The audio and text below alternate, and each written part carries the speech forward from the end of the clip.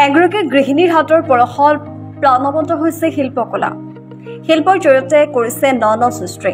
জাকিৰতৰ ভমুৰাগুৰিৰ মল্লিকা দাসৰ হাতৰ পৰশত জিলিকিছে চিত্ৰশিল্পই। গৃহিণীগৰাকীয়ে কেৰেলা মৰেল পেইণ্টিং, গ্লাছ পেইণ্টিঙৰ লগতে বিভিন্ন চিত্ৰশিল্প তৈয়াৰ কৰিছে। মল্লিকাই আজৰি সময়খিনি অপব্যৱহাৰ নকৰি সৃষ্টি কৰিছে নিজৰ প্ৰতিভাক। অকল সেয়াই নহয়, ইয়াৰ জৰিয়তে মহিলাসকলে স্বাৱলম্বী হোৱাৰ পথো কৰিছে প্ৰশস্ত।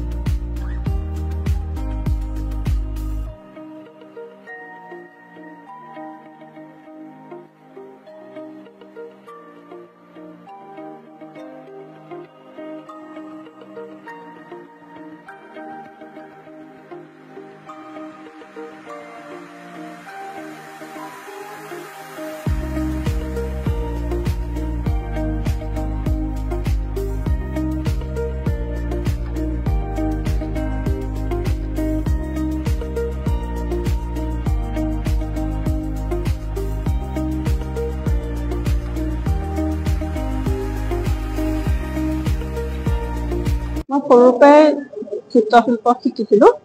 তাৰপিছত বিয়া হ'লো।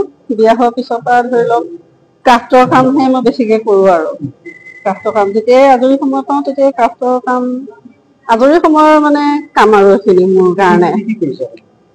ধৰি লওক ক্লে দি কওঁতে এইটো কেৰেলা মুৰেল পেইণ্টিং বুলি কয়। হয়, এইটো কেৰেলা মুৰেল পেইণ্টিং আৰু এয়া হ'ল গ্লাছ পেইণ্টিং। চবৰে হেৰিটো বেলেগ বেলেগ।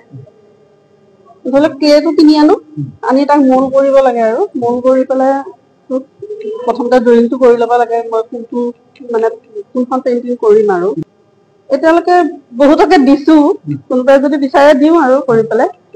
ধৰি লওক সাতটা ঘোঁৰাটো শুভ বুলি কয় ন, ঘৰত ৰখাটো, তেনেকুৱা দিছোঁ বহুত কেইজনকে কৰি পেলাই। ঘৰলৈ যোন আহে ধৰি লওক দেখি পেলাই বিচাৰে আৰু হয় হয় তেনেকেই আৰু মই ভাবো যে কি আৰু আমি মহিলাসকলটোতো আৰু ঘৰুৱা কামত ব্যস্ত হৈ থাকো ন। ঘৰুৱা কামৰ ভিতৰতো ধৰি লওক আমি সময়খিনি অপব্যৱহাৰ কৰিব নালাগে।